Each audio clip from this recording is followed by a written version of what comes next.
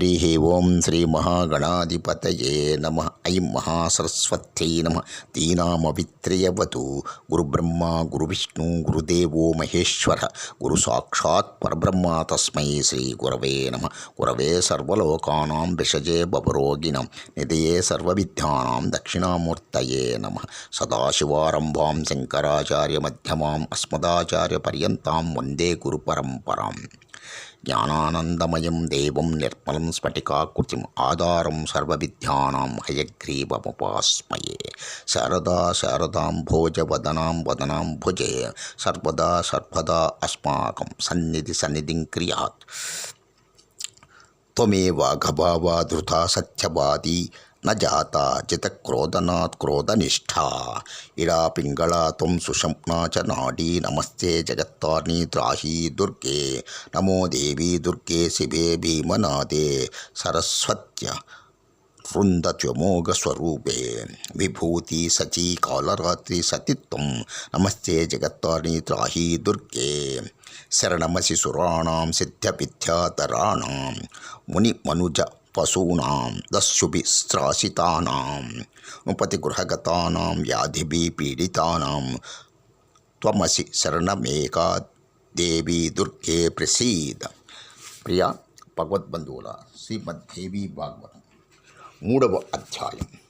దేవీ భాగవత మహత్య ప్రసంగమునందు రాజగు సుచ్చుమ్నుడు స్త్రీగా పరిణమించుట, శ్రీమద్దేవీ భాగవత శ్రవణ ఫలముగా అతడు శాశ్వతముగా పురుషుడై రాజ్య ప్రయోజనమును పొందుట, తదుపరి పరమపదమును చేరుకొనుట.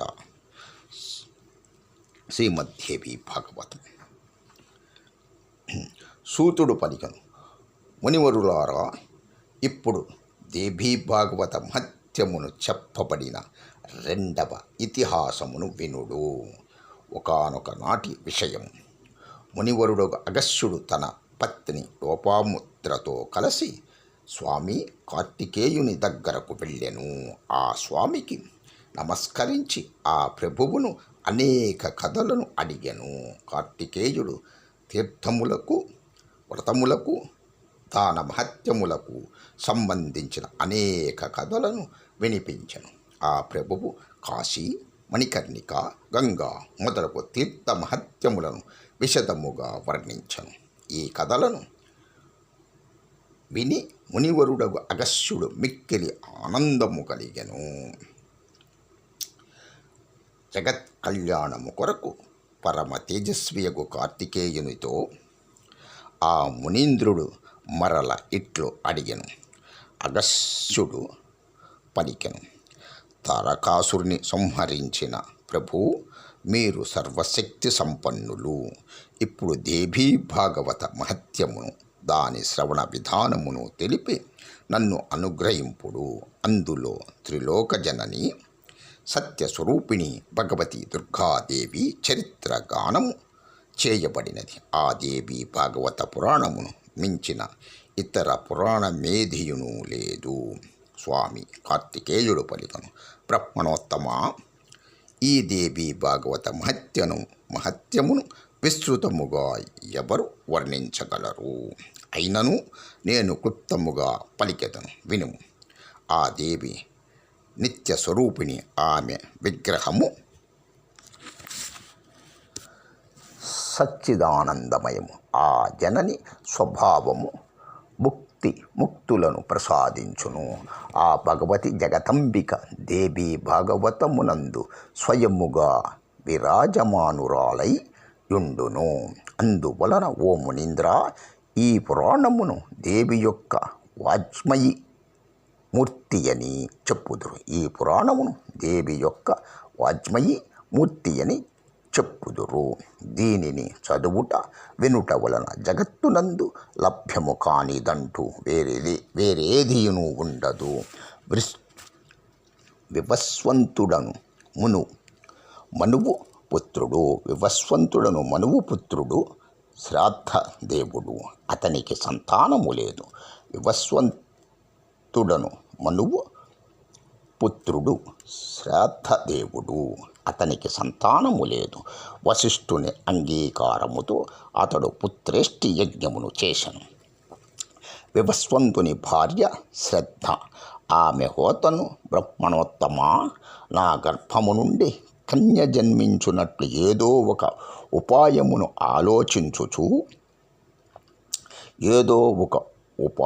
ఆలోచించుడు అని ప్రార్థించను. అప్పుడు హోత తన మనస్సులో కన్య జన్మించుగాక అని సంకల్పించుచు హవనము చేయసాగను. ఈ విపరీత భావమునకు ఫలముగా ఇలా అను పేరు గల కన్య ఉదయించను. ఆ కన్యను చూచి రాజగు వివస్వంతుడు ఉదాసీనుడయ్యను. ఆయన గురుదేవుల నిట్లు అడిగను, ఇచ్చట మీ సంకల్పమునకు వ్యతిరేక ఫలము ఎట్లు లభించెను? రాజు మాటలను విని మునిశ్రేష్ఠుడగు వశిష్ఠుడు ధ్యాన మగ్నుడయ్యను. అప్పుడు హోత ఈ వ్యతిక్రమణకు కారణమని ఆయనకు తెలిసెను. అప్పుడు ఇలను పురుషునిగా చేయుటకు వశిష్ఠుడు భగవంతుడగు శ్రీహరిని శరణుజొచ్చెను. ముని యొక్క తపస్సు, భగవంతుని అనుగ్రహము వలన ఆ ఇల అందరూ చూచుచుండగానే పురుష రూపమున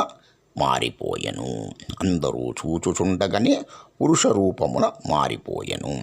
ఆ సమయమున గురుదేవులు సంస్కారమునర్చి ఇలకు సుద్యుమ్నుడని పేరు పెట్టిరి. ఆ మనుపుత్రుడగు సుద్యుమ్నుడు విద్య యొక్క అగాధ సాగరము ఓలే ప్రకాండ విద్వాంసుడయ్యను. కొంతకాలము తరువాత యువకుడైన సుద్యుమ్నుడు అశ్వారూఢుడై వేట కొరకు అడవికి వెళ్ళెను. ఒకనాటి సంగతి. దేవాదిదేవుడు భగవంతుడగు శంకరుడు తన ప్రియురాలగు పార్వతితో సంతోషముగా విహారము సలుపుచుండెను. అదే సమయమున ఆ స్వామిని దర్శించు కోరికతో ఒక మునిగణము అచటికే తెంచెను. వారిని చూచి పార్వతి సిగ్గుపడెను. భగవంతుడగు శంకరుడు పార్వతితో సరస వినోదములను సలుపుచున్నాడని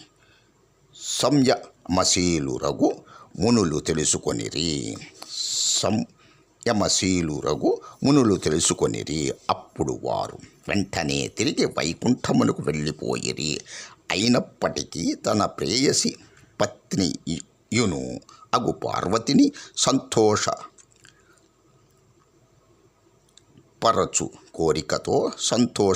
కోరికతో భగవంతుడగు శంకరుడిట్లు శాపమొసగెను. నేటి నుండి పురుషుడెవరైనను ఈ వనమున ప్రవేశించినచో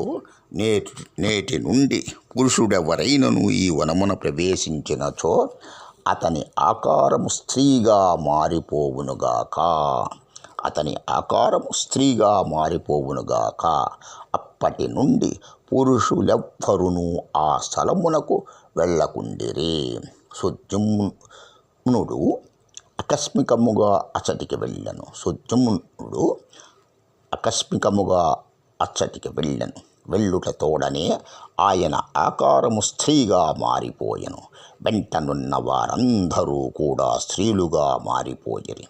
గుర్రము కూడా ఆడగుర్రముగా మారిపోయెను. ఇది చూచి సుందరి అయిన ఆ స్త్రీకి మిగుల ఆశ్చర్యము కలిగెను. అప్పుడు ఆమె ఆ అడవి యందు ఇటు అటు తిరుగసాగెను. ఒకానొక నాడు ఆ స్త్రీ బుధుని ఆశ్రమము దగ్గరకు వచ్చి చేరెను. ఆమెను చూచి బుధుని మనస్సులో వికారము ఉత్పన్నమయ్యను. అతనిలో ఆమెను పొందవలెనను కోరిక జాగృతమయ్యను. ఆమె కూడా సోమనందనుడగు బుధుని పతిగా పొందు కోరికను ప్రకటించను. అప్పుడు ఆ స్త్రీ బుధునితో సరస సల్లాపములు చేయుచు అతని ఆశ్రమమునందే నివసించసాగెను. కొంతకాలము గడిచెను. అనంతరము బుధుని వలన ఆ స్త్రీ గర్భము నుండి పూరూరవుడు జన్మించెను. బుధుని ఆశ్రమమునందు నివసించుచు ఆమె అనేక సంవత్సరములు గడిపెను. ఒకానొక నాడు ఆమెకు తన పూర్వ వృత్తాంతము స్మరణకు వచ్చెను. జ్ఞాపకము వచ్చుటతోడనే ఆమె మనస్సునందు దుఃఖ మేఘములు ఆవరించెను. అచటి నుండి బయలుదేరి ఆమె వెంటనే గురుదేవుడగు వశిష్ఠుని ఆశ్రమమును చేరెను. ఆయనకు నమస్కరించి తన వృత్తాంతమునంతయు తెలిపెను. మరల పురుషునిగా కావలనను తన కోరికను వెలిబుచ్చి ఆ మునీంద్రుని శరణుజొచ్చెను. అన్ని విషయములను తెలుసుకొని వశిష్ఠుడు కైలాసగిరికి వెళ్ళెను. అతడు భగవంతుడగు శంకరుని ప్రశస్తముగా పూజించెను. ఉత్తమ భక్తితో ఆ స్వామిని ఆరాధింపసాగెను. వశిష్ఠుడు మహదేవుని ఇట్లు స్తుతించెను. భగవన్, మీరు కళ్యాణ స్వరూపులు, శుభములు చేకూర్చువారు. జటలను ధరించెదరు. పార్వతీదేవి మీ అర్థాంగిని. చంద్రుడు మీ లలాట శోభను ఇనుమడింపజేయును. మీకు పదే పదే నేను నమస్కరించుచున్నాను. సుఖమును ప్రసాదించు కైలాసవాసివి భగవంతుడవు అగు ఓ శంకరా, నీకు నమస్కారం. నీవు భక్తులకు భుక్తిని ముక్తిని ప్రసాదించు భగవంతుడవగు నీలకంఠుడవు, కళ్యాణమయ విగ్రహుడవు. శరణాగతుల భయమును తొలగించుట మీ సహజ స్వభావము. మీకు వృషభ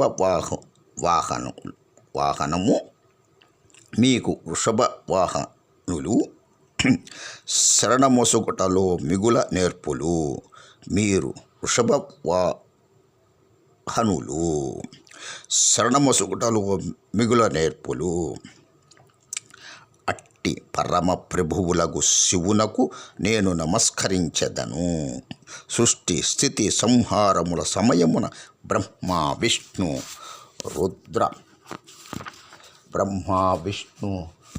రుద్ర రూపములను ధరించుదురు. మీరు వరములసొగుటకు తత్పరులయ్యుందురు. అట్టి దేవాదిదేవుడు త్రిపురాంతకుడు భగవంతుడగు శంకరుడు. అట్టి దేవాదిదేవుడు త్రిపురాంతకుడు భగవంతుడగు శంకరునకు నమస్కారము. యజ్ఞమును చేయు వారికి యజ్ఞ ఫలము నొసగు యజ్ఞస్వరూపుడవు. అట్టి భగవంతుడగు శంకరునకు పదే పదే నమస్కరించెదను. సూర్యుని, చంద్రుని, అగ్నిని నీ 3 నేత్రములుగా స్థాపించుకొనిన గంగాధరుడవు భగవంతుడవగు శంకర, నీకు నమస్కారము. ఓం నమః శివాయ చ నమః శివాయ. జై భవాని, జై జై భవాని, జై భవాని, జై జై భవాని, జై భవాని, జై జై భవాని. సమస్త సన్మంగళాని సర్వే జనా సుఖినో భవంతు. లోకా సమస్తా సుఖినో భవంతు. సర్వం శ్రీ మాతృదేవతా చరణారవిందార్పణమస్తు. 3వ అధ్యాయం దేవీ భాగవతమునందు 3వ అధ్యాయమునందు సగభాగము తెలిపినాము. తదుపరి సగభాగము తెలియపరచగలను. ఓం నమః శివాయ. ఓం శాంతి శాంతి శాంతి.